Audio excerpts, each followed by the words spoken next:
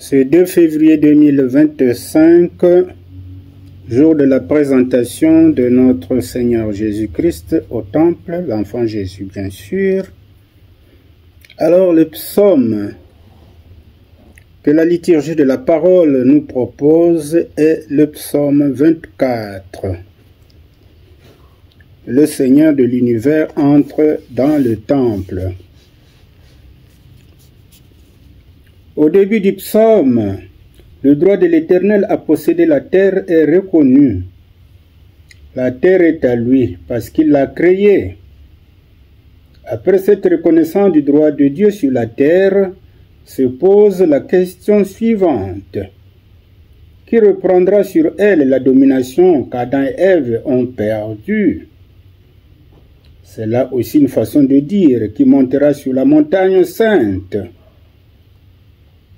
La montagne est le symbole de la domination millénaire tel qu'il est dit dans Ésaïe 2, les versets 2 à 5, où le roi selon le cœur de Dieu tiendra le sceptre du gouvernement universel. Cette prière fait référence à l'histoire religieuse juive, mais surtout une figure du Messie qui deviendra le berger du peuple sur qui il dominera et établira sa royauté.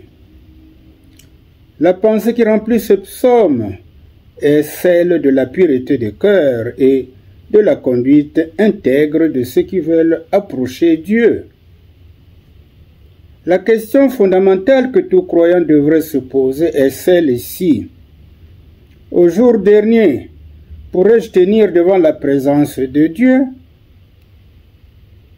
Eh bien, les versets 4 et 5 donnent la réponse à notre interrogation. Si nous ne marchons pas dans la voie de l'innocence par rapport au péché ici-bas, autrement dit la voie de la sanctification, nous serons terrorisés de la présence de Dieu. C'est donc ici un avertissement qui s'adresse à chacun de nous. Mes bien-aimés dans le Seigneur, quelle pensée nous inspire ce psaume? Alors, ayons la crainte de pécher. Pour cela, il nous faut donc servir Dieu avec révérence, car la crainte de Dieu est le commencement de la sagesse, nous dit le psaume 111, verset 10.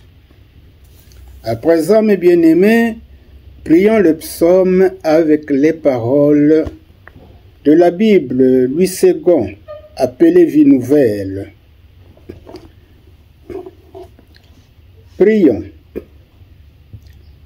C'est à l'Éternel qu'appartient la terre avec tout ce qu'elle contient, le monde avec tout ce qui l'habite, car il l'a fondé sur les mers et affermi sur les fleuves. Qui pourra monter à la montagne de l'Éternel? Qui pourra se tenir dans son lieu saint?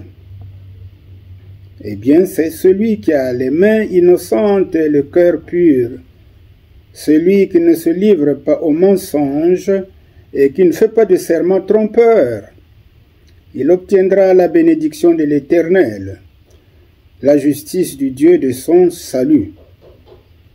Telle est la génération de ceux qui te cherchent, qui aspirent après toi, Dieu de Jacob. Portes, élevez vos linteaux, élevez-vous, portes éternelles, que le roi de gloire fasse son entrée. Qui est ce roi de gloire? Eh bien, c'est l'Éternel si fort et si puissant, l'Éternel puissant dans les combats. Portes, élevez vos linteaux, élevez-les, portes éternelles, que le roi de gloire fasse son entrée. Qui donc est ce roi de gloire? Eh bien, c'est l'Éternel, le maître de l'univers, c'est lui le roi de gloire. Merci Seigneur. Tu es le roi de gloire, tu mérites notre révérence. Donne-nous de marcher dans la sanctification sur les pas de notre Seigneur Jésus-Christ. Amen. Que Dieu vous bénisse et bonne journée dominicale.